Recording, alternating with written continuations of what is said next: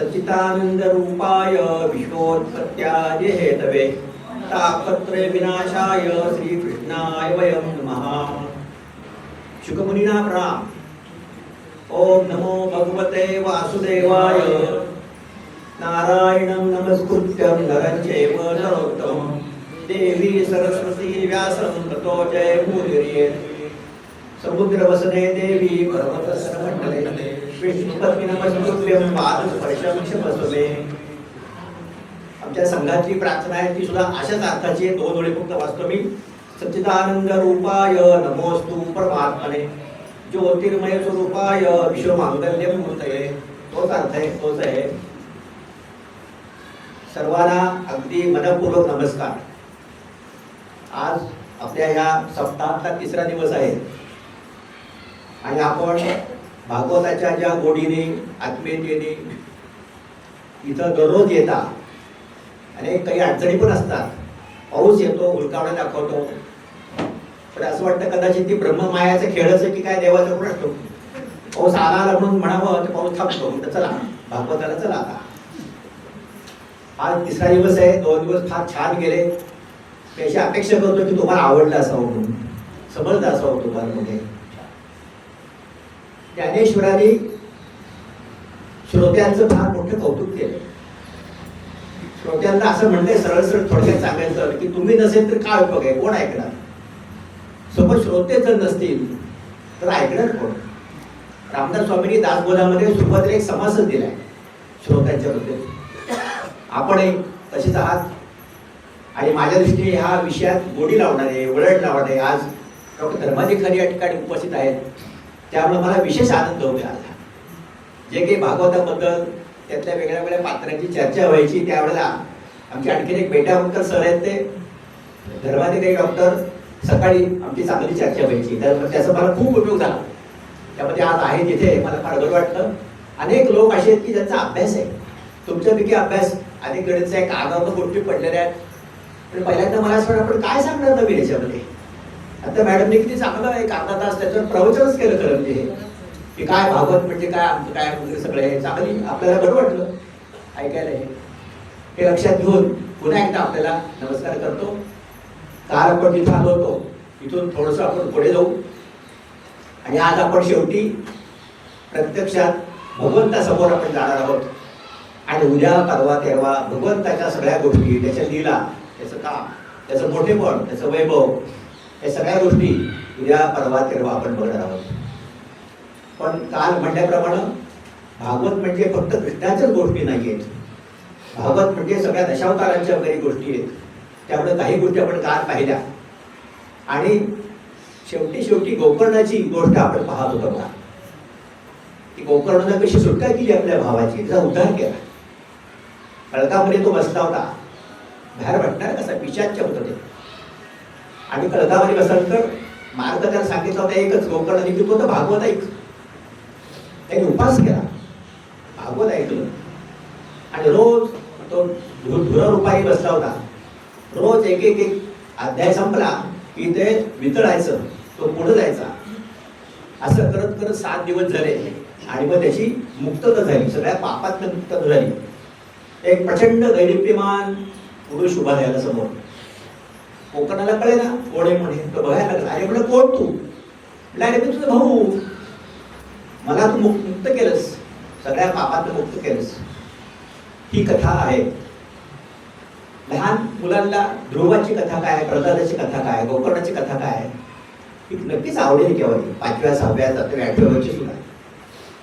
आज आपल्याला ह्या कथेकडं नुसतं करमणुकीचं म्हणून बघून चालणार नाही आपल्याला। हा जो ठेवा आहे त्याचं काय महत्व आहे, आता मॅडम म्हणाल्याप्रमाणे भारतीय संस्कृतीमध्ये याला अनन्य साधारण महत्व आहे भागवताला। त्याच्यापासून काय शिकायचं? मग गोकर्णाच्या इतिहासावरनं आपण काय शिकणार? हा जो धुंदुकारी आहे त्याचं रूपांतर झालं। इतकं पाप त्याने केली, आई वडिलांना मारलं, वेश्यांच्या बरोबर राहिला, वेश्यांनी शेवटी मारून टाकलं त्याला। हे सगळं कुकर्म सगळी, मॅक्झिमम कुकर्म झाली सगळी। आणि मग त्यातनं त्याच्या भावाने त्याला सोडवला। त्या मधल्या काळामध्ये काय झालं बरं? प्रश्न पडतो इथं असा की धुंदुकारीचा उद्धार का झाला? आपल्याला प्रश्न पडतो एवढं सगळं झालं त्याचा उद्धार काय झाला त्याचा, हा इतरांचा का झाला नाही हा. त्यानं 7 दिवस उपास केला होता, कडकडीत उपास केला होता, मनापासून उपास केला होता. सांगितलं का भावात, मी वाचणार आहे भागवत वाईक. 7 दिवस उपास केला होता मनापासून. आणि उपवासाची कल्पना काय आहे, उपास याचा अर्थ असा आहे की काया वाचा मने देवाजवळ राहणे असा अर्थ आहे त्याचा. उपवास, वास म्हणजे राहणे, देवाजवळ राहायचं असा अर्थ आहे. प्रभू चरणी लीन व्हायचं. काल आपण शुकाचं बघितलं होतं बघा, तसंच आहे. हे सगळे इतके देवमय झालेले असतात की त्यांना बाकी भानच काही नसतं. सुंदर जरी अप्सरा आले तरी काही कल्पनाच नाही त्याला. असं देवासमोर राहायला पाहिजे असं हे. म्हणून म्हणजे की प्रभू चरणी लीन व्हायचं, दिवसभर देवाला शरण जायचं. ऊट सूट केव्हाही मनामध्ये सारखा देव ठेवला पाहिजे, भगवंत ठेवला पाहिजे. आपली कामं चालूच राहतात, ती चुकत नाही प्रपंचिक माणसाला. ती कामं करता करता भान ठेवायचं ते परमेश्वराचं. असा उपवास त्यांनी केला. आता उपवासाच्या आपल्या कल्पना वेगळ्या असतात. एक तर महत्वाच्या उपवासाला सुट्टी असते आणि आदल्या दिवशी 2-3 पिशव्या भरून सामान घरी आणावं लागतं. साबुदाणा, शेंगदाणे, बरेच तांदूळ, बटाटे. देवाजवळ राहायचं, उपवास करायचा, मोजकच खायचं. पण ती मोठी यादी असते. सकाळी नाश्त्याला खिचडी, दुपारी बरेच तांदूळ, आमटी, कोशिंबीर त्याच्याबरोबरला काकडीची. 4 वाजता भूक लागली की आणखी काहीतरी बटाटा वेफर्स वगैरे तयार असतं सगळं. हल्ली फास्ट फूड मिळतं. संध्याकाळी पुन्हा आणखी काहीतरी असं आहे. म्हणजे उपवास झाला अशी आपली सध्याची कल्पना आहे. कसा भगवंत भेटावा, देवाजवळ बसायचं, कमी खायचं, सात्विक खायचं, थोडं खायचं अशी कल्पना आहे खरं म्हणजे. असं असताना पोट भरून गेलं आणि मग दुसऱ्या दिवशी त्याचे परिणाम दिसायला लागतात. काल उपवास होता म्हणून त्याला काही उपास नाही. असा या धुंदुकारीने उपास केला नाही, चांगला उपास केला. परमेश्वराचं सारखं चिंतन केलं त्यांनी, त्यामुळे त्याला मुक्ती मिळाली का नाही.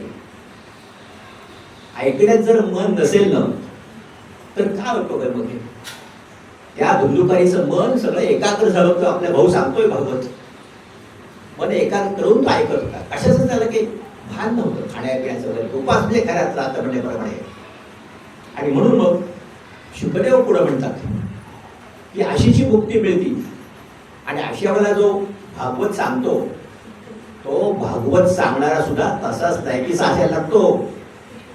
स्वतः शुकदेवाने सांगितलेलं आहे, त्याची पात्रता सांगणारीची असावी लागती. त्याचा श्लोक कसा आहे, वैराग्य योग भक्ती प्राप्त होईल अशा तऱ्हेचा वक्ता पाहिजे. विरक्तो वैष्णवो विप्रो वेदशास्त्र विशुद्धीकृत दृश्यांत कुशलो धीरो वक्ता कार्यो निस्पृहा. हा श्लोक ऐकला आणि म्हटलं आपली काय पात्रता आहे सांगायची. शुभाने सांगितलेलं कुठं, व्यासाने सांगितलेलं कुठं, सनकाधिकारी सांगितलेलं कुठं, त्या वेळेला त्या लोकांनी सांगितलंय. पण मी आपल्या मनाशी नेहमी विचार करतो, कोकिळा खूप छान गाती, आवडतं. वसंत ऋतूपर्यंत किती छान उंच झाडाच्या टोकाला तो नर लावून बसतो आणि तुझं कुहू कुहू करतो, बरं वाटतं आपल्याला. लता मंगेशकर तर किती सुंदर गायच्या. अशा गोष्टी लता मंगेशकर. पु ल देशपांड्यांनी एकदा कार्यक्रमामध्ये बरेच लोक अधिकारी हजर होते, लता मंगेशकर होत्या. आभारच काम दिलं पु ल देशपांड्यांच्याकडे. जे वक्ते असतात त्यांच्याकडे काम दिलं, आभार मानायचं. त्याच्या पद्धतीने आभार मानले. लता मंगेशकरचे आभार काय म्हणावेत, तर म्हणजे जोपर्यंत आकाशात चंद्र, सूर्य आणि लताचा आवाज आहे तोपर्यंत काय आपल्या काळजी नाही. म्हणजे संबंध विश्वामध्ये लताचा आवाज घुमलाय त्या हजारो गाण्यामुळं, कितीतरी भाषेमधल्या गाण्यामुळे. ही लता कुठे, अशा बसले कुठे. तर उत्तम गायक आहेत सगळे हे. पुढ्या सगळ्या गायकांनी गावं, मोठे करावं. पण कावळ्याने गावकाव करूच नाही का मग, चिमण्याने चिवचिव करायचीच नाही का मग निसर्गात काय मजा येणारी मग. आपण म्हणलं कावळा आहोत, आपण आपली चिमणी आहोत, आपण आपली वटवट करायची थोडीशी. भागवत ज्यांना अनेकांना आवडेल, चांगलं झालं, मग प्रसाद झाला, तेच काम आहे, भागवतच आहे. अशा भूमिकेत मी आपल्यासमोर आलो आहे पहिल्यांदा. आज 3रा दिवस आहे त्याचा हा. तेव्हा संत म्हणतात की भागवतात 18,000 श्लोक आहेत. त्याच्या पठणाने ईश्वर प्राप्ती होते. 18,000 श्लोक आहेत. ते वाचले, मनन केलं, चिंतन केलं, मनापासून सगळं केलं म्हणजे ईश्वर प्राप्ती होते. आणि सनत कुमार काल शुकांनी सांगितली गोष्ट तुम्हाला मी सनत कुमार यांची माहिती सांगतो. अनेक ठिकाणी उपस्थित असतात हे, इथे आता उपस्थित आहेत. त्यांनी तर म्हणले कथा सांगितल्यावर शेवटी श्रीहरी प्रसन्न झाले. यांनी शरद कुमारांनी कथा सांगितल्यावर श्रीहरी प्रसन्न झाले आणि ते म्हणाले काय वर मग. खूप छान सांगितली कथा म्हणली शरद कुमार म्हणजे 3-4 वय 4 जण आहेत. ब्रह्मदेवाचे मानसपुत्र आहेत. ते तुम्हाला 10चे 10 मानसपुत्र मी सांगतो आता या दिवशी. त्यांनी सांगितली कथा ही आणि म्हणतायत मग वर मागा. आता फार चांगलं सांगितलंय. काय वर मागावं. एक चांगला बंगला आम्हाला दे, मोठा दे, फिरायला वगैरे असं काहीतरी आपल्या सगळ्या माणसाने मागितलं असतं. त्यांनी भागवताची उंची कशी वाढली बघा. शरद कुमारांनी सांगितलं जे भक्तिभावानं भागवत ऐकतील त्यांच्या हृदयात आपण स्वतः वस्ती करावी. कृष्णाला म्हणतात, भगवंताला म्हणतात सरकाधिक की जे लोक भक्तिभावानं ऐकतील, लक्षात ठेवतील, वाचतील त्यांच्या हृदयात आपण स्वतः राहावं. तुम्ही भक्तिभावानं ऐकताय. तुमच्या सर्वांच्या हृदयामध्ये भगवान श्रीकृष्णाने वस्ती केलेली आहे. रिझर्वेशन केले म्हणून मी तुम्हाला सांगून टाकतो त्यांनी. हे मोठेपणे भागवतच आहे.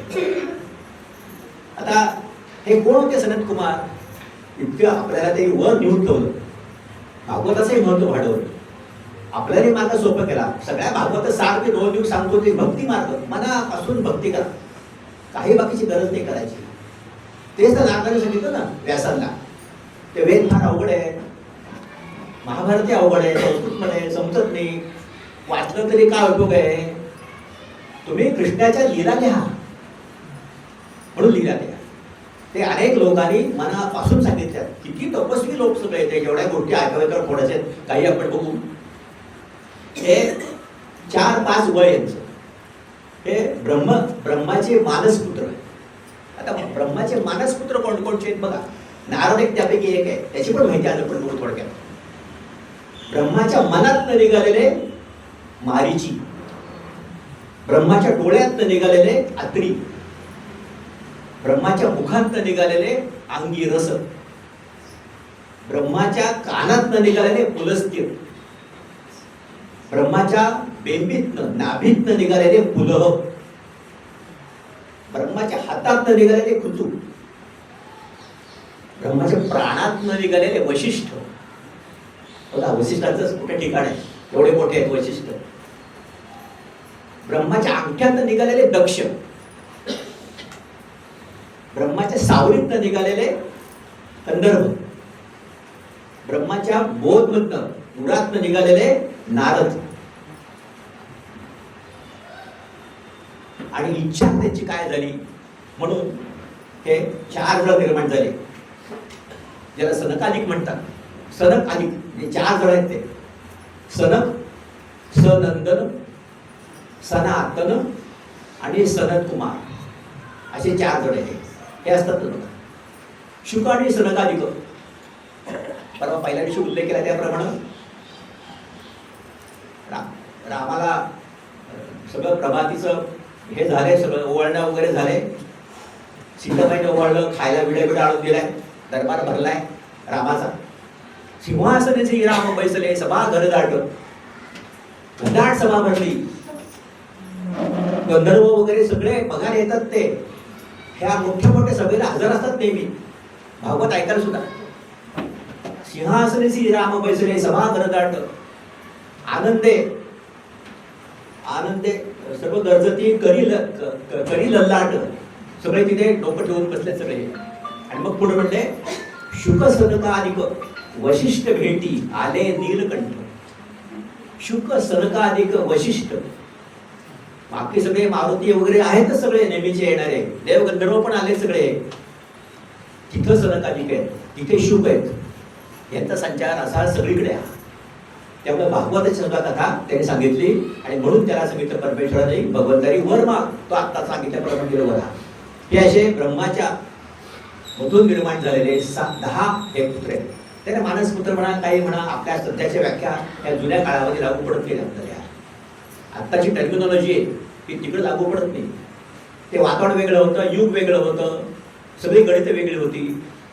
हळूहळू संशोधन चालू आहे, कळेल आपल्याला काही दिवसांनी. काही गोष्टींचा उलगडा आता हळूहळू पाहायला लागलाय. हे झाल्यानंतर नारद मुनीची माहिती आता आपण थोडक्यात बघू. नारद हा एक अवतार आहे, ब्रह्माचा मुलगा आहे, तो मानसपुत्र आहे हा. नारदाने वाल्मिकीला रामायण लिहायला सांगितलं आणि नारदाने व्यासांना महाभारत द्यायला सांगितलं. ही नारदाची आहे. ऋषी मुनी अनेक लोकांनी सल्ले घेतले, अनेक लोकांना पटवून दिलं. त्रिखंडात्मक संचार, वीणा हातामध्ये नारायण नारायण करत सारखं जाणार. आवडायचं. ऋषीमुनी मुद्दाम बोलवायचे, मान द्यायचे. आम्ही आपल्याला म्हणल्याप्रमाणे तिची दोघांची तुलना झाली त्यावेळेला नारद होते तिथं, शुक आणि नारद. दोघांपैकी श्रेष्ठ कोण? तिथं नारद होते. शुकसाठी ठरले, त्यांनी सांगितलं. पण नारदाची काही पात्रता कमी नाही, अतिशय. त्याचं वर्णन जेव्हा करावं तेवढं थोडंच आहे. ज्ञानाचा महामेरू नारद म्हणजे ब्रह्माचाच मुलगा तो. ब्रह्माकडनं थोडक्यात पहिल्यांदा भागवत नारदाकडे आलं, काल आपण पाहिलं. असे नारद हे दासीपुत्र होते. वडील लवकर वारले, आई काम करायला लागली होती, दासी म्हणून काम करायला लागली. म्हणजे हा मुलगा सुद्धा आईबरोबर त्या घरी आपलं काहीतरी नोकरासारखी कामं करायचं, पडेल ती कामं करायचं, मिळेल ते खायचं. आग्रह धरताच येत नव्हता, पण तो दासीपुत्र आहे. तो असं करता करता तिथं एकदा ऋषी आले काही त्या घरी, त्या गावात. आणि आल्यानंतर त्याचा मुक्काम होता काही महिने, आणि त्याची सेवा करायचं काम नारदाकडं, याच्याकडं, या मुलाकडे.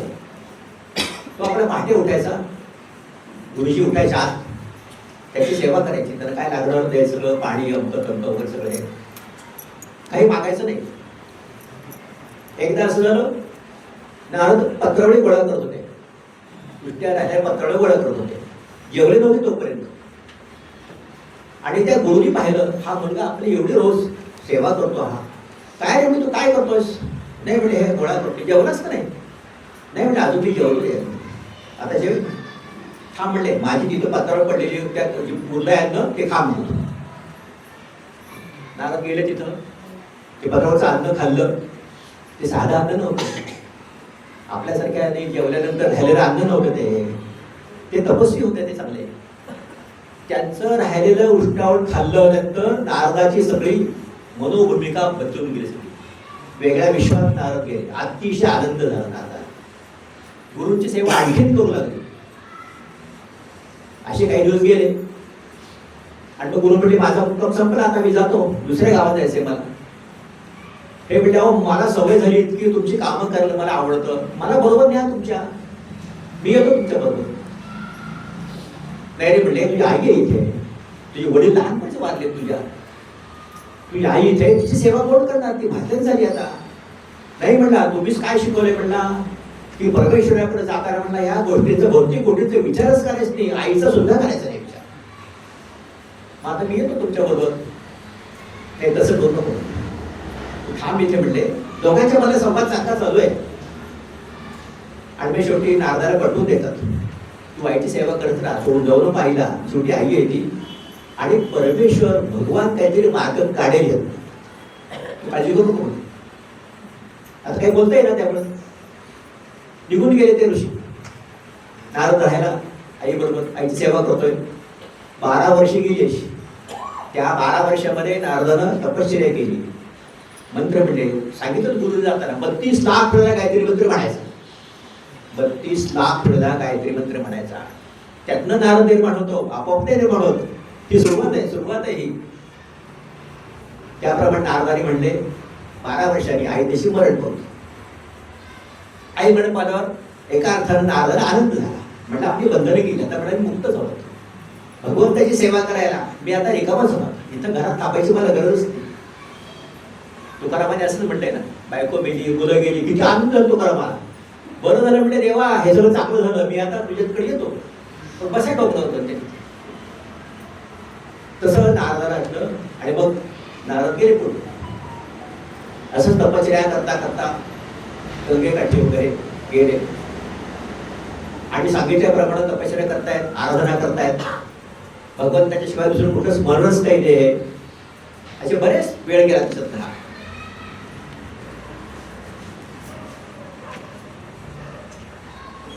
गंगा किनारी 12 वर्ष राहिले आणि त्यानंतर मग 24 वर्ष झाली बघा. आई बरोबरची 12 ही 12. आणि मग बाळकृष्णाने दर्शन दिलं. पण वेळ बाळकृष्णाचं. बाळकृष्णाने नारदाला दर्शन दिलं आणि श्रीकृष्णाने प्रसाद दिला. व्यास विचारताय नारदाला. व्यास म्हणते सांग मला तुझी गोष्ट, कोण असतो पूर्वजन्मीचा. त्यातनं सुरुवात झाली सगळी.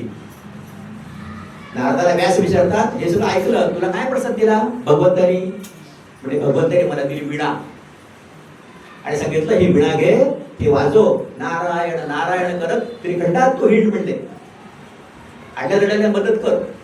बरं तिथपासून नारद त्रिखंडात हिंडायला लागले. ब्रह्माचा मानस पुत्र कशाच बाबतीमध्ये कमी आहे.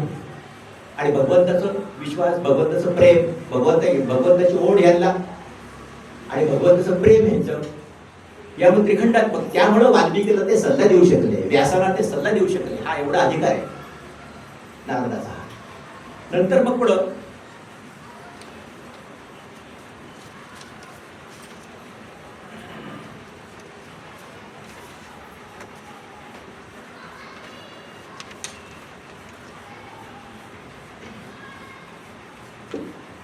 बरेच वर्ष गेल्यानंतर मग नारदाचा सुद्धा शेवटी अंत झाला. म्हणजे त्या काळात राहतो हा. आणि ब्रह्मदेवाकडं त्यांना जन्म मिळाला, त्यांच्या उदरातनं जन्म मिळाला, ते नारद मुनी.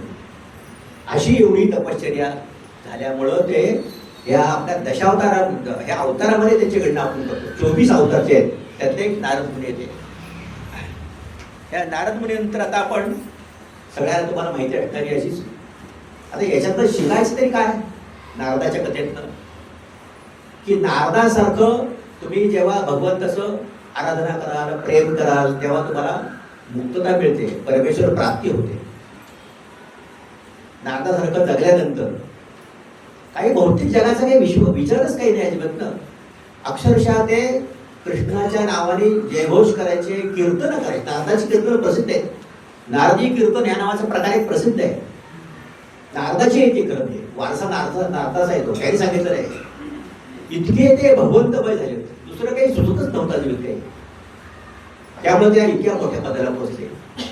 तेव्हा ह्या कथेत आपण शिकतो असं की अशी भक्ती करणं आवश्यक आहे, ज्याला प्रत्येकाची कुवत वेगळी वेगळी असते, कमी जास्ती असते. आपल्या कुवतीप्रमाणे आपण करावं, म्हणजे शेवटी अशी ईश्वर प्राप्ती आपल्याला होते, समाधान मिळतं, शांतता मिळते. आपल्याला काहीतरी चांगलं केलं असं आपल्या मनालाच वाटतं सगळे. असं अनेक गोष्टी आहेत भागवतामध्ये. आता लहान मुलांना सुद्धा आपण सांगतो की ध्रुवाची गोष्ट, ही सुद्धा गोष्ट कशी बघा. म्हणलं तर करमणुकी करताय, पण म्हणलं तर बारकाईने बघितलं तर आपलं असं वाटतं की ह्याच्यातनं काहीतरी हे रूपक आहे बरं का, ह्याच्यातनं काहीतरी अर्थ सांगता येतो, शिकता येतं आपल्याला हे, आणि चांगलं शिकता येतं, अमूल्य शिकता येतं आपल्याला हे. ध्रुवाची गोष्ट कशी आहे. मनुष्य 2 पुत्र होते. मनुष्य एकाच नाव प्रियव्रत आणि एकाच नाव उत्तानपाद. त्या उत्तानपादाला 2 बायका होत्या. एकच नाव सुरुची आणि एकच नाव सुनीती. सुनीती होती ती नावडती होती आणि सुरुची होती ती चांगली आवडायची, सुंदर दिसायला होती वगैरे, छान चुकीची आवड तिला होती. त्या सुरुचीला जो मुलगा झाला त्याचं नाव उत्तम. आणि जी सुनीती आहे चांगली वागणारी वगैरे अशी, ती आवडत नव्हती, आवडती होती. ती राजवेळा बाहेर तिला राहायला सांगितलं. तिचा मुलगा म्हणजे ध्रुव, वय वर्ष 4 ते 5. त्याला तशीच ती वागणूक मिळायची. त्याला आपण त्या राजवाड्यात आहोत ही कल्पनाच नाही, बाहेरच आपण राहतो. मुलांमध्ये खेळायचे, खेळता खेळता एकदा भांडण झालं आणि ती मुलं त्याला वाटतात ते बोलायला लागली. बोलताना मग ते सगळा उद्धार होतो. तो उद्धार झाला, वाईट वाटलं त्याला. तो रडत रडत आला घरामध्ये आणि त्या दरम्यान त्याला असं वाटलं वडिलांकडे जाऊन सांगावं त्याला काहीतरी. उत्तानपादाकडे जायला लागला. उत्तानपाद सिंहासनावर बसलेला आहे. समोर त्याची आवडती राणी आहे सुरुची. त्याचा तो सावत्र भाऊ उत्तम तो बसलेला आहे राजाच्या मांडीवर. ह्याला वाटलं आपण जाऊ, आपल्या वडिलांची मांडी. एवढ्यात तो आलेला पाहिल्यानंतर तो जाणार म्हटल्यावर ती सुरुची आहे तिनं अडवलं, म्हणजे तू नाही जायचं, तुझं काय संबंध आहे म्हणजे इथे, म्हणजे वडील आहेत ते माझे, मला बसत तिथे नाही म्हणते, तिथं बसण्याकरता पात्रता लागती. तू आता जंगलात जा, तपश्चर्या कर, परमेश्वराची आराधना कर, मग माझ्या पोटी ये, मग तुला तिथं बसता येईल सिंहासनात. आता नाही बसता येणार, तुझा बाहेर. आपल्या सगळ्यांचा पूर्वीचा जो अनुभव आहे, सवती कसे वागणूक देतात त्याचा तोच प्रकार आहे हा. प्राचीन काळात काही वेगळं चित्र काही नव्हते. दिलं ते घातलं, तो गेला आपल्या आई होते, वाईट वाटलं त्याला, फार लागला रडायला. पण सांगे ना सावतराईबद्दल, वडिलांबद्दल सांगायचं कसं, नुसता लागला रडायला, वाईट वाटते म्हणला. एवढ्यात एक दासी आहे आणि दासीने सगळा घडलेला वृत्तांत त्याच्या आईला सांगितलं. मग आईनं त्याला जवळ घेतलं, दोघं रडले आणि मग ती सुनीती म्हणाली, बाळा तुझ्या आईने सांगितलं ना त्या, तसं तू आता अरण्यात जा, नको राहूस इथं पोट, अरण्यात जा, तपश्चर्या कर, सगळी देवाची आराधना कर आणि मग तू परत येशील इकडे. तो पण आई तू जर की माझ्या बरोबर, आपण दोघं जाऊ म्हणणार. साहजिकच आहे ना, 4-5 वर्ष मुलगा एकटा कसं जाणार. तो आईला म्हणतो, आई तू चल. नाही मला येता येणार, माझं कर्तव्य आहे, मी तुझी आई असते ती राजाची बायको आहे, मी नावडती कमी पण बायको आहे मी इथे, मला त्याची सेवा करावी लागेल इथे, मी नाही येऊ शकतो तुझ्या बरोबर, तू जा आणि भगवंत तुझी काळजी घेईल, तू जा. 4-5 वर्षाचं पोरगं निघत जायला लागलं, गेला असत एकटाच, परमेश्वराची आठवण काढत काढत काढत निघाला, असा गेला. जाताना मात्र एक काळजी त्यांनी केली, आई सांगते शिकली, आणि तू जातोच पण वडिलांना नमस्कार कर, तुझ्या दुसऱ्या आईला नमस्कार कर, तिला सांग तू की काही म्हणली तुला ना ते लक्ष नकोस, उलट तिनं सांगितलंय बरं झालं म्हणलंय, परमेश्वराच्या आराधनेकरता प्राप्ती करता अरण्यात जायला तिनं सांगितलं ना, ते चांगलं केलं म्हणलंय. तू तिला पण नमस्कार कर, तुझ्या भावाला पण सांग, वडिलांना नमस्कार कर आणि मग तू जा. हे करून ध्रुव बाळ निघा. आता तो म्हणला, आई माझ्या बरोबर येत नाही ना, ठीक आहे, आता भगवंत हीच माझी आई. बरोबर त्याने भौतिक जे युग आहे ते विसरायला सुरुवात केली त्याने. तो म्हणला, भगवंत हीच माझी आई, कृष्ण हीच माझी आई, त्याच्या शोधार्थ तो निघाला. पण तो भगवंत कुठे गप्प बसलाय, त्याला काळजी आहे भक्ताची. एवढंच पोरगं निघालंय भगवंत प्राप्ती करता, तो बरं बघतो, तो डोळे झोपून बसलेला नाही. त्यांनी पाहिलं हे पोरगं आले आपल्या करता म्हणून, त्यांनी नारदाला प्रेरणा दिली, जा म्हणले, बघ त्याचं काय ते. त्या मुलाजवळ नारद गेले. नारदाने विचारलं, काय रे बाळा, कुठून आलास तू, काय करतोयस, एकटाच कुठे हिंडतोयस. तो म्हणे, असं असं झालं सगळं. अरे अरे वाईट झालं सगळं. ये म्हणजे मी तुला तुझ्या घरी सोडतो म्हणले. नाही नाही म्हणले, मला नाही जायचं म्हणले, आता भगवंत म्हणजे माझी आई, मी कुठे जाणार नाही दुसरीकडे. नारदाने त्याला असं उचललं, छातीशी जवळ केलं आणि ते दोघेही रडले, डोळ्यात पाणी आलं. त्या ध्रुवाला वाटलं आपल्याला कोणतरी जवळ घेतलंय. कितीतरी दिवसांनी सारखं तिथं राजवाड्याच्या कडेला कोणी विचारत नव्हतं, नावं ठेवायची, शिव्या द्यायचे, काय असेल ते. आता पहिल्यांदा जवळ घेतलं, ऋषितुल्य आहे का उलटी माणसाने आपल्याला जवळ घेतलं आहे. ध्रुवाला फार बरं वाटतं. म्हणजे आज म्हणजे तू ऐकत नाहीस ना, नाही जाणार ना तिकडे. मग नाही म्हणले, मी आता घरी जाणारच नाही म्हणले, पुढं काय करू तुम्ही सांगा मला. मग त्यांनी सांगितलं, तू आता गंगे काठी जा आणि गंगे काठी जा,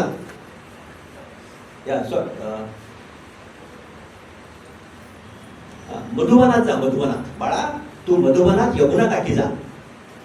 आणि जाताना 2 गोष्टी सांगितल्या त्यांनी. एक श्लोक दिला, हा श्लोक पुढे सारखा म्हण, तो आपण नेहमी म्हणतो तो, हा ओम नमो भगवते वासुदेवाय. हा श्लोक सारखा म्हण म्हणले, म्हणजे तुला 6 महिन्यांनी भगवंत भेटेल.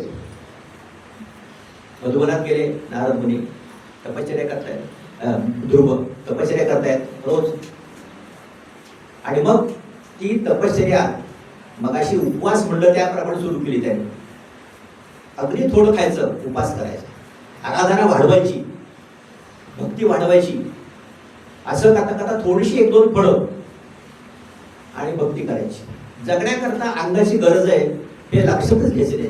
बाकीच्या गोष्टींचा विसर काय.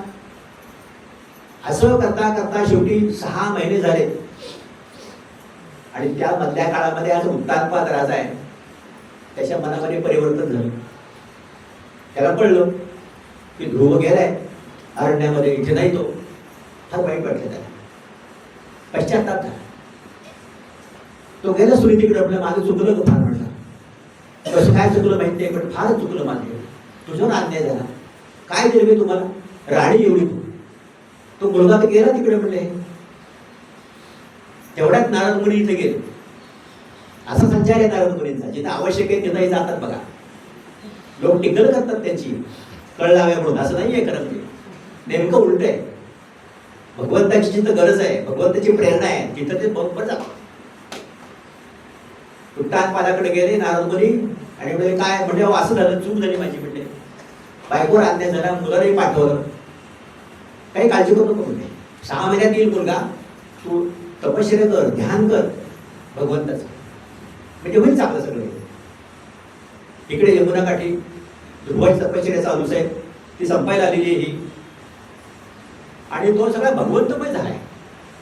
ध्रुव हा भगवंतमय झालेला, दुसरं काही सुद्धाच काही नव्हतं. हे स्वर्गामध्ये देव ऋषी मुनी हे सगळे बघतायत, एवढं समजून किती तपश्चर्या करते. त्यांनी सुचवलं भगवंताला, भगवंता आपण त्याला दर्शन द्यावं. भगवंत त्याच्या पुढे 2 पावलं. भगवंत त्या देवाला ऋषीमुनी सांगतायत, त्याला मी दर्शन द्यायला जाणार नाही, त्याला तर त्याचं दर्शन घ्यायला मी जाणार आहे. ध्रुवाचं दर्शन घ्यायला मी जाणार आहे म्हणलंय. इतकं तपश्चर्या मोठी त्याची म्हणले. भगवंत उभे राहिले ध्रुवासमोर जाऊन, डोळे मिटून ध्यान चाललं होतं, डोळे मिटून ध्यान चाललं होतं, आणि आतल्यात त्याला ती मूर्ती दिसायला लागली डोळे मिटलेल्या अवस्थेमध्ये. भगवंतमय झाला होताच आधी, त्यात पुन्हा ही तेज प्रेरणा, आणि तो असा हे झाला, आश्चर्य वाटलं, आनंद झाला, डोळे मिटले, सगळं भगवंताचं रूप त्याला पूर्णपणे दिसलं. मग भगवंताने विचार केला, हे असं काही उपयोग नाही, त्याला डोळे उघडे ठेवून मी दिसलं पाहिजे म्हणजे. क्षणभराने डोळे उघडले आणि मग साक्षात भगवंताची मूर्ती दिसली. आणि मग ध्रुवाला फार आनंद झाला. ज्याची आपण प्रार्थना करतो, जो मिळावा म्हणून आपण आतापर्यंत प्रयत्न केले, तपश्चर्या केली, श्लोक म्हणले, तो भगवंत आपल्या समोर आला. आता हा प्रसंग कसा आहे बघा. भगवंतालाही आनंद वाटला, भक्तालाही आनंद वाटला. भक्त आणि भगवंत हे एकमेव झाले, अद्वैत झाले, द्वैताची कल्पनाच नाही. भक्त असा जेव्हा वागतो, प्रार्थना करतो, उपासना करतो, त्यावेळेला तो भक्त आणि भगवंत एकच होतात.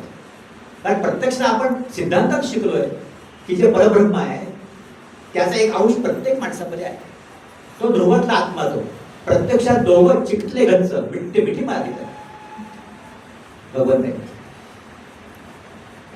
ध्रुवाला असे प्रसंग आले सगळे. त्याच वेळेला एक गोष्ट भगवंतांनी केली.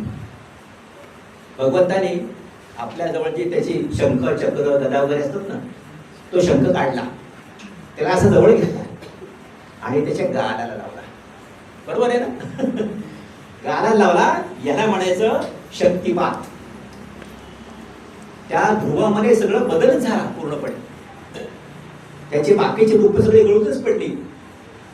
परमेश्वराशिवाय काहीच नाही, पूर्णपणे परमेश्वर झाला. दोघांमध्ये कोण परमेश्वर कोण भक्त ही अवस्था संपूर्णच गेली. या ठिकाणी वय 4-5 या दरम्यान हे असं घडलंय. लहान मुलं केवढं काम केलं ह्या मुलांनी. त्याचं रूप दाखवलं, शंखाने गालाला स्पर्श केला, शक्तिपात झाला. म्हणून मग पुढं कृष्ण अर्जुनाला म्हणतात, त्याची आठवण करून घेऊ. भगवान अर्जुनाला काय म्हणतात, अनन्य भक्तीशिवाय असं प्रभुदर्शन होत नाही. मगाशी आपण जे बघितलं उदाहरण नारदाचं, तसं ही भक्ती या बाळाची, बाळच म्हणून काय म्हणतात त्या ध्रुवाला, ध्रुव बाळच म्हणतात ना. पण काय घेण्यासारखं आहे बघा. ह्या मुलाने केवढा धडा आपल्याला घालून दिलाय की त्याचा शक्तिपात करायला लागला. त्याला जे बाकी सगळं विसरून जाणं, परमेश्वरमय होणं. म्हणून त्या अनन्य भक्तीशिवाय असे प्रभुदर्शन होत नाही. मग भगवंत ध्रुवाला वडिलांकडे घेऊन जातात, उत्तानपादाला नारदाने सांगितल्याप्रमाणे. त्याला नेतात, वडील आणि मुलगा घट्ट मिठी मारतात, डोळ्यातनं पाणी येतं वडिलांच्या मुलाच्या. अश्रूंचा अक्षरशः अभिषेक होतो दोघांचे. तो झाल्यानंतर ध्रुव विचारतो, माता कुठे आहेत? आणि पहिल्या नंबरमध्ये सुचिती कुठे आहे? पहिली जिने सांगितलं होतं अरण्यात जा म्हणून, ते झालं सार्थक त्याचा. आता ती कुठे माता? दोघी मातांना नमस्कार करतो वाकून. खरी खरी माता त्याला जवळ घेतली, रडती. दोघे घट्ट मिठी मारून दोघे अश्रूंचा पुन्हा अभिषेक करतात दोघे. असाच काळ जातो. पुढे ध्रुव मोठा होतो. काही दिवसात ध्रुवाचा विवाह होतो. लग्न होतं विवाह ध्रुवाचं. त्याला 2 मुलं होतात. एकाच नाव कल्प आणि एकाच नाव वत्सल, अशी 2 मुलं होतात त्याला. आता हे लोक कुठे झाले? उत्तमही मोठा झालाय, दुसरा भाऊ त्याचा नाही मोठा झालाय. युद्ध करायला गेल्यानंतर गंधर्वाशी लढता लढता तो उत्तम मारला जातो. हा लागतो त्याला वाचवायला जायला. कोणी मारलं? गंधर्व. ध्रुव मोठा झालेला, लग्न झालेला, वैवाहिक जीवनात बघणार. तो जातो. म्हणतात ज्यांनी मारलं ना गंधर्वाला त्यांचा फडशा पाडतो कोणी. भगवंत म्हणतात नाही, त्याच्या कर्मात तो गेलाय म्हणले, तू कशाला वाचवतो म्हणजे त्याला? तसं काय करू नको म्हणजे. त्यामुळे तो काही त्याला मारायला वगैरे काही जात नाही. ध्रुव मग आपल्या मुलांकडं, ही पण मोठी झाली असतात, राज्यकारभार तुमच्याकडे सोपं होतो. आणि म्हणतो मी आता राहत नाही इथे, कारण त्याचं राहायला लक्ष राहिलं तर भगवंताकडे असतं. आवश्यकता म्हणून मध्ये झालं, लग्न झालं, बायको आली, 2 मुलं झाली, आता संपलं की काम, कशाला लक्ष राहायचं संसाराकडे आपल्या. तो ऋषिकेश जवळ गेला. ऋषिकेश जवळ जाऊन गंगेकाठी पहिल्यांदा बसला. आपण त्याला हरिद्वारला गेले की गंगेचा खळखळाट जास्त आहे. ऋषिकेशला शांत गंगा आहे. हा छान सीन आहे ऋषिकेशचा. तो वरनं ब्रिज जातो, खाली नदी आहे आणि वर अवकाश असते. नुसतं बघत बसतं ना तरी प्रचंड आनंद होतो आपल्याला. ऋषिकेशला गेला तिथे, म्हणून तिथं वाटेत ध्रुव टीका म्हणून ठिकाण आहे ऋषिकेश जवळ. आणि तिथं ध्रुवाचं मंदिर आहे आज एक ऋषिकेशला. तिथं तपश्चर्या करायला लागला. अशी तपश्चर्या झाल्यानंतर त्याचं वय जेव्हा वाढलं त्यावेळेला मृत्यूदेवाचं विमान आलं त्या न्यायला. ध्रुवाला न्यायला मृत्यूदेवाचं विमान आलं आणि हात जोडून सांगितलं, आज बसा आपण महाराज म्हणून. मृत्यूदेवाचा वाकलाय, नमस्कार कराय ध्रुवाला. ध्रुव उठतो, मृत्यूदेवाच्या डोक्यावर एक पाय ठेवतो. एक पाय रथात, दुसरा पाय डोक्यावर आणि तिसरा थेट वर. म्हणून त्या आपल्या त्या गाण्यामध्ये म्हणले की ध्रुवाला स्थान वर दिलं, आढळपद प्राप्त करून दिलं ध्रुवाला परमेश्वराने. अशी ध्रुवाची गोष्ट आहे. आता ही ध्रुवाची गोष्ट आहे, याच्यापासून आपण काय शिकायचं? हे रूपक कसं आपण समजायचं आहे, ही झाली गोष्ट चांगली आहे, चमचमीत आहे, आवडेल कोणालाही. पण हे रूपक कसं आहे? हे रूपक कसं आहे बघा, कारण ही आपली सगळ्यांचीच कथा आहे. ही जरी ध्रुव म्हणजे हा जीवात्मा आहे. ध्रुव हा एक जीवात्मा आहे. सुनीती त्याची आई, जी दासी वगैरे होती ती खरी नीती आहे, नीतीनं चालणारी आहे, सदा चरणी आहे, संस्कार चांगले करणारी आहे ती. आणि सुरुची जी आहे ती भोगवादी आहे. सुरुची आहे ती इंद्रिय वासना याच्या आहारी गेलेली आहे ती. म्हणून ध्रुवाला जंगलात तपश्चर्या कर, तू माझ्या पोटी येशील असं म्हणणारी ही. तर तिला नमस्कार त्याला ध्रुव आधी गेला पहिल्यांदा आल्यानंतर. इथं ध्रुवाची कथा संपली, त्याचा शेवट झालाय. आणि मग आणखी आपण माहिती काढायला गेलो की असं दिसतं हा प्राचीन इतिहास झाला होता. वैशिष्ट्य काय, अरुंधती काय, ध्रुव काय, उत्तर ध्रुव म्हणून, दक्षिण ध्रुव म्हणून नाही. त्या पृथ्वीच्या अनेक देशांना उत्तर ध्रुव त्या मानाने जवळ आहे. आणि तिथे तारा उगवलेला असतो, नक्षत्र तारा जे काय असेल ते, आणि ते आढळ असतं, हलत नाही ते. त्याला ध्रुवाचं नाव दिलं गेलं. असा ध्रुव आकाशात जाऊन बसला, कारण त्याला सिंहासनावर हाकललं होतं. म्हणून तो ध्यास घेऊन निघाला की जिथून मला कोणी हाकलणार नाही तिथे मी जाणार. ते परमेश्वराचं ठिकाण ते मिळवलं त्यांनी आणि आकाशात त्याला चांगलं स्थान मिळत आहे. अशी ध्रुवाची कथा आहे. हे कशामुळे झालं सगळे साध्य? भगवंताची आराधना, भगवंताची भक्ती, मनापासून भक्ती. काही ते विकल्प ठेवायचं असते, शंका घ्यायची असते मनामध्ये अजिबात काही. असं भगवंताने भक्तावर अनेक वेळेला प्रेम केलेले आणि भक्त भगवंतमय झालेत. सुरुवात कारण ती भक्तानीच. कारण कालच मी आपल्याला म्हणालो, हे सगळे मूळ जो परमात्मा आहे त्याचे खेळ आहेत सगळे. माया आणि ब्रह्म ह्याचे खेळ आहेत. अनेक ठिकाणी माया आपले सगळे खेळ खेळत असते आणि भगवंताला आवडतं ते. तिची सगळी माणसं आहेत, हा निसर्ग सगळा आहे, हा समोर माया दिसती आणि मग ते सिनेमासारखं जे आहे ते खोटं वाटतं, जे नाही ते खरं वाटतं, असं चित्र होत आहे सगळं. पण ज्या वेळेला अशी माया दूर केली जाते, आपलं मन एकाग्र केलं जातं, त्यावेळेला भगवंत दिसायला लागतो, त्याची चाहूल लागते.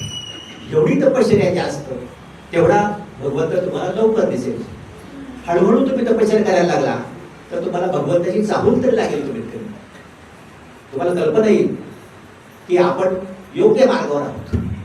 तुम्ही वर्षानुवर्ष जर तपश्चर्या करत असला, आळवणी देवाची करत असला तर तुम्हाला असा अनुभव येईल की आपल्या योग्य ट्रॅकवर आपण आहोत. नाही तर मग कोणाशी बोलता येत नाही, पण मनामध्ये खंत असते, काहीतरी काळजी असते, दुखतंय काहीतरी, चुकतंय काहीतरी मनामध्ये, बोलता येत नाही कोणाकडे. अहंकार आडवा येतो, स्वार्थ आडवा येतो, छेडरीपू येतात, सगळं लोभ निर्माण होतो. तो नाही मिळाले की राग येतो, मग चिडचिड होती. मग तिथं भगवंत येतच नाही. ध्रुवाच्या गोठी बसून शिकायचं की अगदी निर्विवादपणे स्वच्छ मनानं. कारण मन हे चंचल आहे का? हे मन हे चंचल आहे, चंद्राचं आहे ते. मन हे किती चंचल आहे. बहिणाबाई सांगून ठेवले ना, मन वडाय वडाय. त्याची गोष्ट बघा, निरक्षर बाई सोपानदेव चौधरी त्यांचे चिरंजीव. गंमत आपली बद्दल ते आत्र्यांकडे काम करायचे सोपानदेव चौधरी. आणि अक्षराचा घराणा केवढा होता त्यावर. शांता शेळके हे नाटककार आपले, वसंत तेंडुलकर, विजय तेंडुलकर, ते तिथं होते अत्र्यांच्या हाताखाली शिकाय. स्वप्नदेव चौधरीने एकदा असं जुनं पाठ आणलं आणि म्हणजे साहेब दाखवायचंय तुम्हाला. आता काय काय दाखवायचंय? अत्र्यांची पद्धत तशी होती. नाही म्हणजे आमच्या आईनं लिहिलंय, म्हणजे बघू म्हणले. हे वाचलं, त्या माऊलीनं लिहिलेलं इतकं चांगलं आहे. आता प्रसिद्ध आहेत गाणी सगळी, मनाबद्दलची गाणी, मन वडाय वडाय. आता इकडे गाढवा ताबडतोब प्रसिद्ध कर, किती चांगलं आहे म्हणले. मग आपल्यासमोर बहिणाबाईंची गाणी सगळी आहे. त्या मनाबद्दल बहिणाबाईंनी लिहिलं. ते कसं चंचल आहे, ते बांधून ठेवायला लागतं, सारखं पळतं हिंडतं. आता भागवत ऐकायला बसलं ना तरी मन चालतंय तिकडे आपले, कुणा कुणाकडून काय काही आठवतंय, हे राहिलं ते राहिलं वगैरे. हे सगळ्याचं नाही, काही लोकांचं होत असं आहे. कारण आम्हाला अनुभव आहे, वर्गात शिकवताना मुलांच्याकडे बघितलं की दिसतं की मुलांची मुलं तिकडे भटकत आहेत, आम्ही आपलं सांगतोय. तसं काही प्रमाण इथेही होत असणार, कारण मनुष्य शेवटी ना. तेव्हा त्या मनाला आवर घालावा आणि ते मन भगवंताच्या पायी नेऊन ठेवायचं. याचा अतिशय सोपा मार्ग म्हणजे भगवंताची प्रार्थना करणं, त्याच्या जवळ जाणं, लागतील तेवढा त्याचा उपास करणं आणि मोकळ्या मनानं, स्वच्छ मनानं, काही पूर्वग्रह न ठेवता मुख्य विश्वास ठेवायचा. याच्यावर आपला विश्वास पाहिजे की हे घडतं. त्याच्यावर ह्याची टिंगल करणं बाजूलाच राहिला, अविश्वासही दाखवून चालत नाही. विश्वास असला की फळ दिसतं सगळे. अशी ध्रुवाची गोष्ट आहे. अशा अनेक गोष्टी आहेत. दुसरी अशी गोष्ट आहे ती गजेंद्र मोक्षाची, ती तुम्हाला माहिती. गजेंद्र मोक्ष त्रिकुटाचल नावाचा एक पर्वत होता आणि तिथं अनेक प्राणी असायचे. त्या पर्वतावर एक मोठा बलगंड हत्ती होता, प्रचंड हत्ती. त्याच्याबरोबर अनेक हत्तीणी पण असायच्या आणि त्या सगळ्या डोंगरावर तो हिंडायचा. म्हणजे आपल्याकडे पद्धत आहे ना सध्या, आता गावोगावी मोठ्या शहरात त्या टोळ्या अशा हिंडतात, त्याची पुढारी कुत्री असतात बसलेली आणि टोळ्या वसुली करत हिंडत असतात. तसा तो हत्ती आपला हिंडायचा बाकीच्या हत्तीने बरोबर. आणि बाकीचे प्राणी घाबरायचे, हा एवढा मोठा हत्ती, त्याला भीती वाटायची तशी, ते घाबरायचे सगळे. असंच एकदा करता करता त्या हत्तीच्या मस्तकातनं मध काढायचा, मध म्हणजे मस्तीच होती. आणि म्हणून त्याला बाकीचे प्राणी फार घाबरायचे. एकदा तो एका तळ्यामध्ये अनेक हत्तीच्या बरोबर जलक्रीडा करत होता. पाण्यात पोहत होता, मोठं तळ होतं. त्या तळ्यामध्ये हत्ती पोहत होते, हत्ती पोहत होत्या, आई होता, साहजिकच मगरी पण होते. काय प्रसंग असा घडला, पण ते एका मगरीने त्या गजेंद्राचा पाय धरला आणि तो काही पाय सोडायला तयार नाही. गजेंद्र ओरडतोय. काय करणार? हत्तीने प्रयत्न केले, हत्तीने बाकीचे प्रयत्न केले. मगरी अशी मगरमिठी म्हणतात, ती दाबून धरलं तरी पाय, तो काही सोडेल. 1-2 दिवसांनी बाकी सगळे निघून गेले, हा एकटाच राहिला. आणि मग त्याला वाटलं एकटेपणाचं काय दुःख आहे, त्याला कळलं त्यावेळेला एकटं राहणं म्हणजे कसं असतं. हे सगळे जमा झाले आतापर्यंत, आता मी अडकून पडलो म्हणलं की गेले निघून. ते म्हणतात ना, गुळ असतं, मुंगळा गुळे असेपर्यंत येतो, गुळ्याला मुंगळे लागतात, गुळ संपला की गेले निघून. सगळा गाव मामाचा, एकही नाही कामाचा, अशी आपल्याकडे म्हण आहे ग्रामीण भागात. अडचण आली की कोण येते मदतीला, हे स्वतः अनुभव घेतो गजेंद्र. कोणी नाही आपल्याशी इथे, आपण एकटेच आहोत. आणि मग त्याला परमेश्वराची आराधना त्यांनी केली, धावा केला त्याचा. समोर कमळाचं झाड होतं, एक वेल तळ्यामध्ये, त्यातलं कमळ उपटून काढलं हे आणि फेकलं वर देवाला. आणि मग गजेंद्राचा धावा ऐकून तो परमेश्वर अवतरला. आपल्या गाण्यामध्ये म्हणले त्याला कुठे चैन पडते वर, आपल्याला वाटतं पण त्याला चैन पडत नाही सारखं. तुम्ही दिसला अडचणीत संकटात की तो आलाच धावून, हातात सुदर्शन चक्र आणि मगरीवर तरी टाकलं, मोकळा झाला. भगवंताला नमस्कार केला त्याने, धन्यवाद दिले, आभार मानले. तुझ्यामुळं म्हणलं आम्ही सुटलो ह्याच्यात नाही सगळे.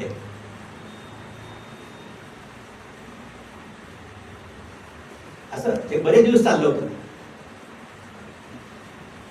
संकट काळात कोणीच नाही वगैरे असं पाहिलं हे. इथं मला आठवण झाली गदिमांच्या एका गाण्याची. गदिमाने त्याला आपण ऋषीमुनी का म्हणत नाही कोण पण इतकी चांगली गाणी त्यांनी लिहिलीत नाही. एकटेपणा वगैरे याच्यावर. जग हे बंदी शाळा ह्या सिनेमात तर अशी अनेक गाणी आहेत. काही तुम्हाला वाचून दाखवतो मी. याची त्याला प्यार कोठडी, कोठडीतले सखे सवंगडी, हातकडे की अवघड बेडी, प्रिय हो ज्याची त्याला. कोणी विचारत नाही सर जपलं म्हणजे मग. जो तू आपल्या जागी जखळे, नजर धावे तटापलीकडे. ते पुन्हा आपल्या रूपक वापरते बघा. नजर धावे तटापलीकडे. आपलं नेहमीचं जे जग असतं कुटुंबांगत ह्याच्या पलीकडे आपण जातच नाही. जणू काही जग नाहीच आहे तिकडे. गदिमा म्हणतात उंबरातले किडे मकोडे उंबरी करीत लीला. उंबराच्या त्या फळामध्ये कितीतरी किडे असतात. एवढं जग असं त्यांचं बघा. उंबर असं फुल आपण बघितलं, आम्ही खेळोकडे हिंडायचो ना, अशी दिसली उंबर फोडलं की आकाशात उडून जायचं. तसं माणसाचं आहे. माणूस हा असा इतका आपल्या ह्या संसाराकडे रमला आहे. आणि मग शेवटी गदिमा म्हणतात पुन्हा न माहित सजा किती ते. ती सगळी शिक्षा किती दिवसाची कुणाला माहिती. आपल्या पुढचं बघायचं, कोठून घ्यायचं. पुन्हा न माहित सजा किती ते. कोठून आलो ते नच स्मरते. कुठून आला हे आठवतच नाही. परमात्म्याचा भाग आहेस तू हे आठवतच नाही आपल्याला. सुटकेला ही मन घाबरते. म्हणजे मृत्यूची भीती वाटते. ह्यात सुटावं सगळं कटकटीत आमचं तमके मन आलं तर बरं वाटेल, पण नाही वाटत. भीती वाटते. काय करावं मेलो आपण तर मग काय आतापर्यंत काय केलं कोणाला माहिती, पाप किती झालं वगैरे. आणि आपण मेल्यावर कुठे जाणार आहे. त्या कढईमध्ये टाकतील की काय आपल्याला, आपले हातपाय तोडतील की काय. तो यम बसलाय नवर तिथे तिथे त्याच्या कथा रंगलेल्या असतात. ते ऐकून भीती वाटते. मग तिथं आपण गेलो तर काय करणार असा विश्वास नाही. पण मी तिथं नाही जाणार. काय मी वाईट केले कोणाचं. सुटकेला ही मन घाबरते.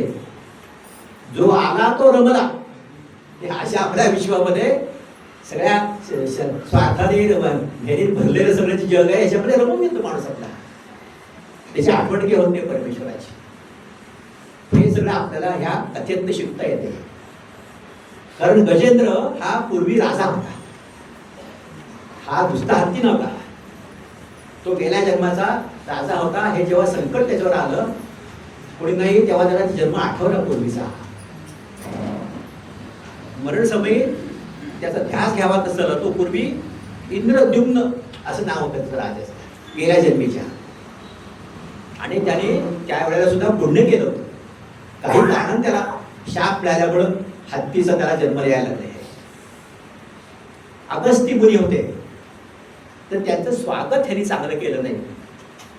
त्यामुळं अगस्ती मुनीने त्याला शाप दिला की पुढच्या जन्म, कारण तो तसंच बसला हले ना काही म्हणून, त्या ऋषीने शाप दिला, पुढच्या जन्मी तू जड पशु होशील. जड पशु म्हणजे बदंड हत्ती होशील. पण त्याप्रमाणे झाला तो, पण पूर्वजन्मीची पुण्य होती, त्यामुळे तो त्या हत्तीपणातून सुटला. हत्ती म्हणून तरी जगला, त्याला वाचवला परमेश्वराने, त्याला वाचवला.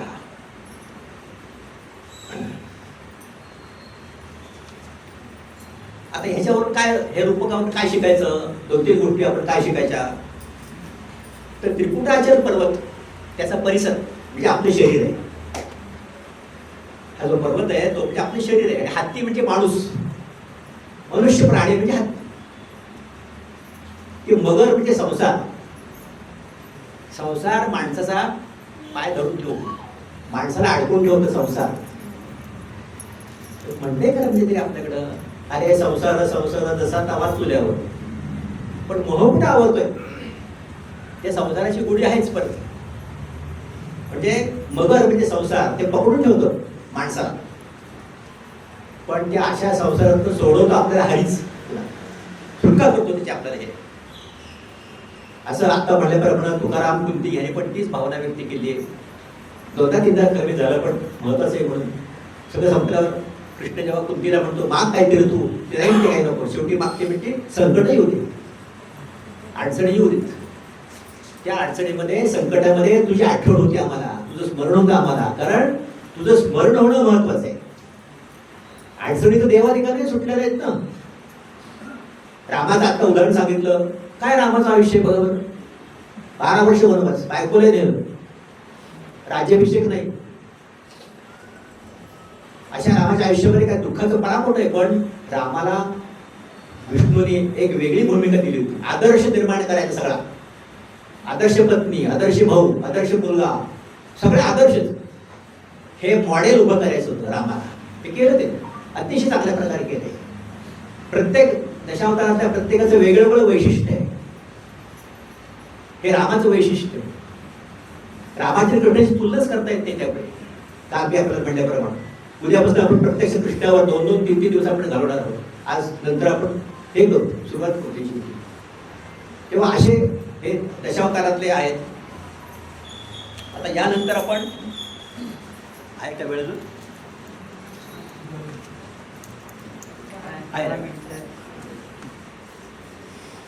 समुद्र मंथन हा प्रकार आपण घेऊ, आवडेल तुम्हाला हा सुद्धा. इंद्र आणि दुर्वास या दोघांपासून सुरुवात यायची. दुर्वासाने एका प्रसंगी आपल्या गळ्यातली माळ काढून इंद्राला दिली. आता इंद्र म्हणजे माहिती आहे तुम्हाला, वेगळ्या वेगळ्या वेळेला वेगळ्या वेगळ्या वागणारा हा. त्यांनी ती काय घेतली नाही, तर तिने हत्तीच्या अंगावर टाकून दिली. हत्तीने सोडलं, धरले, पायाकडे तुडवले, काढून टाकले. आता हे दुर्वास आहे, तो काही साधे ऋषी आहेत का? ज्यांनी लक्ष्मणाला पाठवून दिलं शरीर काठी, ते दुर्वास ऋषी. वाल्मिकी रामायणात प्रसंग चांगला दिला शेवटचा. राम लक्ष्मणाचा शेवट जवळ आला आणि स्वतः काळ उतरला खाली अयोध्येला. आणि रामाला म्हणलं तुला भेटायचंय मला. रामाने सांगितलं लक्ष्मणाला तू दारावर उभा राहा, आम्ही दोघं आज बोलणार आहे, कोणाला पाठवून पाठ. जर दार उघडून काही आला तर तुला मारीन म्हणजे. लक्ष्मण भाऊच आहे, तो आदर्श भाऊ, तो उभा आहे. आज काळाने सांगितलं रामाला तुझा अवतार कार्य संपले, आता तुला तर जावं लागेल. राम म्हणलं ठीक आहे, मान्य आहे. एवढ्या दुर्वास ऋषी बाहेर आले. आल्यानंतर त्यांचा नेहमी तोरा असतो. दुर्वास ऋषी लक्ष्मण म्हणले मला आज जायचंय. लक्ष्मण म्हटलं की आज ते बोलतायत म्हणणार, ते काही माहित नाही म्हणणार, मी कोणी माहिती तुला, मला आज जायचे म्हणले. दुर्वास काय ऐकेनात. शेवटी दुर्वास आत गेले. काळ घेतो काळ बाहेर निघून गेला. रामाशी बोलले दुर्वास ऋषी. पण झालं असं, लक्ष्मणाचं अंत ठरलं तिथे. त्यामुळे त्याला सांगितलं होतं आज जर कोणाला सोडलंस की तुझं शेवट. आणि मग लक्ष्मण रामाकडे गेला, म्हणला माझी चूक झाली, मी जायला तयार आहे, म्हणला माझा शेवट पण दाखव. राम म्हणला थांब जरा, हनुमान बसलाय, त्याला सगळं माहिती आहे, एक दिवस थांब म्हणला. मग एक दिवसाने लक्ष्मण गेला शरीर काठी. आणि शरीर काठी त्यांनी तिथं मंदिर पडे, तिथं आपला त्यांनी शेवट केला. पुढे मग काही दिवस राम. असे दुर्वास ऋषी. त्या दुर्वास ऋषीने दिलेला हार त्या इंद्राने फेकून दिला हत्तीच्या अंगावर, ते तोडवला. असं काहीतरी राग येईल त्याला. त्या दुर्वास ऋषीने त्याचा अहंकार स्वतःचा तो वाढला, त्याचा राग आला, त्याने इंद्राला शाप दिला दुर्वास ऋषी. ते म्हणजे देवदैत्य या दोघांचं युद्ध होईल आणि देवांचा पराभव होईल म्हणजे त्याच्यामध्ये. का म्हटलं इंद्र आता देवांचा नाजानं पराभव होणार देवांचा म्हटलं. मग त्यांनी परमेश्वराची प्रार्थना केली इंद्राने, काय करावं म्हणजे याच्यावर. देवाने सुचवलं समुद्र मंथन करा. आणि समुद्र मंथनातून अनेक गोष्टी बाहेर पडतील, त्याचा उपयोग होईल आपल्याला. मग हे वातावरण जर निघून जाईल म्हणजे. देव पराजित झाले, समुद्र मंथन मग करायचं ठरलं. वासुकी नागाचा दोर केला, सांगितलं त्याने की त्यातलं अमृत निघेल त्या मंथनात, त्याचा उपयोग पण देवाचा. आणि मग देवाचा पराभव कोणी करू शकणार नाही. एवढ्या एखादा दैत्यांची मैत्री करा. देव आणि दैत्य, देव आणि राक्षस मिळून तुम्ही म्हणजे घुसळा आणि मंदार पर्वताची रवी करा. मंदार पर्वताची रवी करा आणि मग घुसळा. आता ते काम सोपं आहे का? मंदार पर्वताची रवी करायची, घुसळायचं म्हणजे किती परिणाम होणार त्याचे. अशा वेळेला परमेश्वरानं कासवाचं रूप घेतलं. ते रवी घुसळताना खाली जायला लागली ना, तिला आधार पाहिजे ना काहीतरी. कच्छ मत्स्य कच्छ जे अवतार आहे त्यातला हा अवतार आहे. कासवाची पाठ कठीण अशी माहिती तुम्हाला. पूर्वी हे आपल्या शिवाजी महाराजांचे होतं, त्या पाठीची ढाल करायची. तलवारीने वार केला तरी ते मोड त्याला काही होत नव्हतं. तलवार मोडायची पण ती कासवाची पाठ, त्याच्यावर रवी आणि वर घुसळून चालू सगळी. परमेश्वरानं कासवाचं रूप घेतलं, पाठीवर मंदार पर्वत धरला. त्याला लहानपणापासून आणि त्याच्यातनं मग हळूहळू हळूहळू एक एक एक द्रव्य बाहेर पडायला लागली. समुद्र मंथनामधनं बऱ्याच चांगल्या वाईट गोष्टी बाहेर पडल्या. विष पण बाहेर. अपमान, शिव्या, शाप, टीका हे सगळं असं ऐकू यायला लागले. त्याच्यातनं एकूण काय काय काय काय निघालं. अनेक पदार्थ आपण शब्द कमी पडेल. कामधेनू निघाली, ती घेऊन टाकली ऋषीमुनींना. ती पुढे आहे बघा कथेमध्ये, विश्वामित्र येतात, कामधेनू मागतात, त्यातनं लढाई होती, त्याला घेऊन जातात. तिच्या अंगात सैन्य बाहेर पडतं आणि पराभव करतात. ती कामधेनू. विजय श्रवा हे नावाचा अश्व निघाला. तर ते म्हणजे आम्हाला घोडा पाहिजे. ते म्हणजे आम्हाला घोडा पाहिजे. श्रव म्हणजे कीर्ती. दैत्याला कीर्ती पाहिजे होती, प्रसिद्धी. म्हणजे आम्हाला घोडा द्या. तो देऊन टाकला घोडा त्याला. ऐरावत निघाला ना, तो देवाने स्वतःकडे घेतला. कौस्तुभ नावाचं रत्न निघालं, ते नारायणाला अर्पण केलं. पारिजात कल्पवृक्ष निघाला समुद्र मंथनात. आणि त्यानंतर मग महालक्ष्मी निघाली. लक्ष्मी वर आहे आणि तिथं सगळं वळण लागलं. मग लक्ष्मी निघाल्यावर त्या लक्ष्मीला देवदैत्याने सिंहासनावर बसवलं. सालंपूर खूप चांगली वगैरे लक्ष्मी स्त्री. काय वर्णन करावं त्याचं. तिला अभिषेक केला, मंत्र म्हणले. महालक्ष्मी ही दोघांनाही पाहिजे होती. देवाला दान बांधला. आता वाटणी कशी करायची तिची. तिने सांगितलं स्वयंवर करा. मी स्वयंवरामध्ये कोणाला तरी पसंत करते. देव, दानव, तपस्वी, ऋषीमुनी सुद्धा होते ना हजर तिथे. नुसतं देवदानव नाही, स्वयंवर म्हणलं की हे पण येतात, हजर झाले सगळे. आणि मग महालक्ष्मी असे राहून घ्यायला लागले. कोण चांगला दिसतोय आपल्याला, आपल्या आवडीप्रमाणे, आपल्या पसंतीचा पती आपल्याला पाहिजे. पहिल्या तपस्व्यांच्या लाईन मध्ये महालक्ष्मी फिरत फिरत गेली. तिची ओळख कोण देतात, हे अमके तपस्वी, ते अमके तपस्वी वगैरे सगळे. महालक्ष्मी म्हणजे तपस्वी की कोणी म्हणतो, पण ते रागेट असतात, म्हणजे शाप देतात ते. आपल्याला नको म्हणतात नवरा आपल्याला म्हणजे. ज्ञानी, तपस्वी, ज्ञानबिनी असतात सगळं खरं, तपस्वी असतात, रागीट असतात, क्रोधी असतात. त्यामुळं असं म्हणतात की रागीट लोकांच्या स्वभावामध्ये, रागीट लोकांच्या सहवासात लक्ष्मी राहत नाही. पण जाऊ दे, म्हणजे आता देवांच्या आडीला म्हणतो, देवांच्याकडे बघत बघत लक्ष्मी द्यायला लागली. पाहिलं, देव म्हणजे फार कामुक असतात. तेव्हा आपल्याला म्हणजे देवाला नाकारलं लक्ष्मी. नंतर परशुराम आले. परशुरामाकडे बघून त्याने विचारले एखादी लक्ष्मीला, हे परशुराम आहे ते म्हणते. परशुराम म्हणजे किती मोठे लक्ष्मी म्हणते, ते जितेंद्रिय आहेत म्हणते. ते कामी नाहीत, क्रोधित पण नाहीत, पण फार निष्ठुर आहेत म्हणले. पोरं सुद्धा मारली म्हणले ते लक्ष्मी. हे नको म्हणले नवरा मला असला, असा क्रोधित नवरा म्हणजे आपल्याला नको म्हणल्या. मग महादेव भेटले.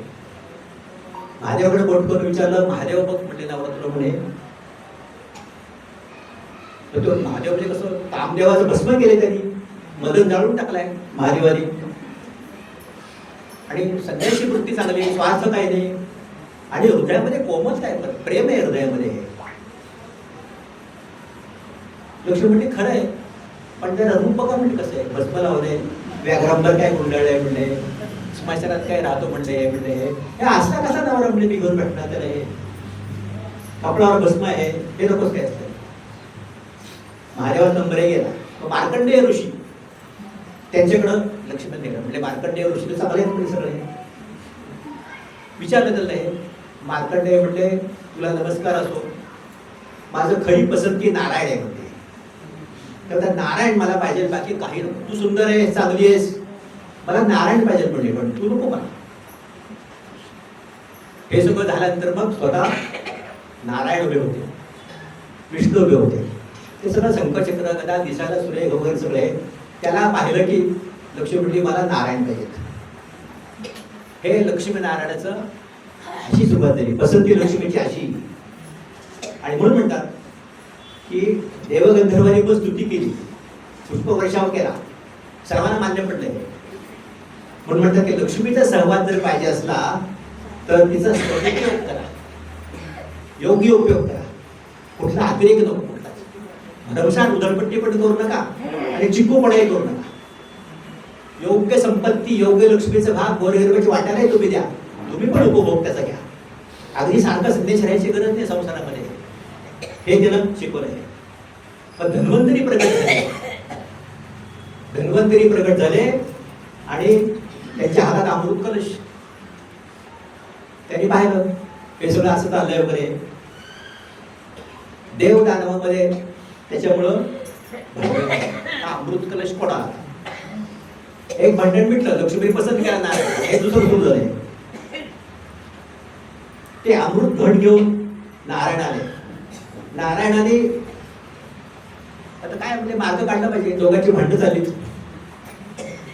नारायणाकडे गेले सगळे देव, म्हणजे आता युक्तीने काम केलं पाहिजे. म्हणजे त्या दानवांची भांड्यात काही अर्थ नाही, फार म्हणले विध्वंस होईल. म्हणले काय करायचं, म्हणजे मी मोहिनी रूप घेतो, रांगेत बसलो म्हणजे सगळे, आणि मग मी ते अमृत कलश मिळवतो आणि तो देवांना देतो, म्हणजे देव अमर होतील. हे अमृत जर दैत्याच्या ताब्यात पडलं तर दैत्य अमर होतील आणि आपलं काय होणार म्हणजे पुढे मध्ये. तेव्हा युक्ती केली पाहिजे म्हणजे देवाला सुद्धा डिप्लोमसी सारखी करावी लागते बघा. त्याप्रमाणे मोहितचं सुंदर स्त्रीचं रूप घेतलं नारायणाने आणि पहिल्यांदा ते दानवाकडे वळले, राक्षसांकडे वळले. अमृत घट एक राक्षस भांडण मिटवण्याकरता घेतलं त्यांनी आणि तो मोहिनीला दिला. तो अमृतगड होता राक्षसाच्या हातात, तो मोहिनीला दिला आणि मोहिनी ते एका राक्षसाकडे दिला. त्याने 2 रांगा केल्या, सांगितलं बसा आणि रांगाने समजून काढली याच्यामध्ये खाली अमृत आहे आणि वर पाणी आहे. ती मोहिनी म्हणली याच्यामध्ये खाली अमृत वर पाणी आहे, मी आधी देवांना सुरुवातीला देते म्हणजे पाणी जाईल आणि बरं ह्याला अमृत तुम्हाला मिळेल. आता सौंदर्याला मोहित झालेले एका अर्थानं फसलेले दानव विश्वास बसला. समोर मोहिनी दिसती ना चांगली, नावच मोहिनी आहे, भाळले तिला आणि म्हणजे ठीक आहे. मग रांगा केला उभे राहिले, दानव एका बाजूला, देव एका बाजूला, मोहिनी सुंदर, सगळे दैत्य भावले तिच्यावर, तिच्या मागं लागले सगळे. हे आता म्हटल्याप्रमाणे भगवंताला वाटलं की हे आता अमृत देवाला मिळालं पाहिजे. तो दैत्य म्हटला लक्ष्मीला, मग मोहिनीला, तुझं नाव काय, कुठं आलीस तू, तुझं गाव कुठलं आहे, कुठं राहतेस तू. ती म्हणजे माझं काही विशिष्ट घर असं काही नाही, माझं अमुक एक असं खास घर काही नाही आहे, माझे अनेक घर आहेत. जो पुरुष माझ्यावर प्रेम करतो त्याच्या घरी मी राहते, असं मोहिनी म्हणते. याचा अर्थ काय दैत्याला कळला, याचा गूढ अर्थ काय त्याला काही दैत्य शेवटी ते त्याला काय कळत नाही. एक दैत्य म्हणला मी तुला अमृत कलश देतो, मोहिनीला म्हणला तुझं माझ्याकडे. तो मोहिनी म्हणजे ह्या काय घड्यात काय ह्या, तो म्हणजे अमृत आहे. तो दैत्य तिला म्हणलं तू आम्हाला वाटून दे अमृत सगळ्यांना. पण ती म्हणजे असं करा तुम्ही 2 रांगेत राहा. आणि मग त्याला आता म्हटलं सांगितलं की खाली म्हणजे अमृत आहे, वर पाणी आहे, मी आधी देवांना म्हणजे पाणी घालते, म्हणजे तुम्हाला अमृत पाहिजे काही नाही. त्याप्रमाणे तिनं देवानं सुरू केलं पाणी देणं. तिथं राहू बसला होता दैत्याच्या बाजूला. त्याला वाटतं काहीतरी गडबड आहे म्हणताय, काही खरं नाही म्हणताय. तो उठून बसला देवांच्या रांगेत, आला नंबर त्याचा. पण देवाच्या रांगेत बसला होता, थोडा उशीर झाला होता. त्याच्या एका बाजूला चंद्र आहे, एका बाजूला सूर्य. चंद्र म्हणजे चंचल मनाचा प्रतिनिधी, सूर्य म्हणजे बुद्धीचा प्रतिनिधी. तिथं मध्ये जाऊन बसला तो. त्याच्या तिथे गेल्यानंतर मग राहू अमृत पिणार त्याचा नंबर आल्यानंतर एवढ्यात भगवंतानी सुदर्शन चक्र काढलं आणि त्याचं डुंक उडवलं राहूचं. ते आपल्याला आज ग्रहणाच्या रूपात दिसतं. सूर्य, चंद्र, राहू, केतू वगैरे सगळे दैत्य ओरडले. दैत्य म्हणले फसवणूक केली भगवान, काय लाज वाटते का म्हणजे तुम्हाला, साडी दिसून आला इथे. पण मग तिथे युद्ध झालं देवदैत्यांचं आणि कलश तरी मिळाला होता देवांना, त्यामुळं देवानी राक्षसांचा पराभव करून अशी कथा ही आहे याची. आता याच्यामध्ये काय शिकायचं आपण, हा राहू म्हणजे सगळे विषय संसार, तो म्हणजे राहू.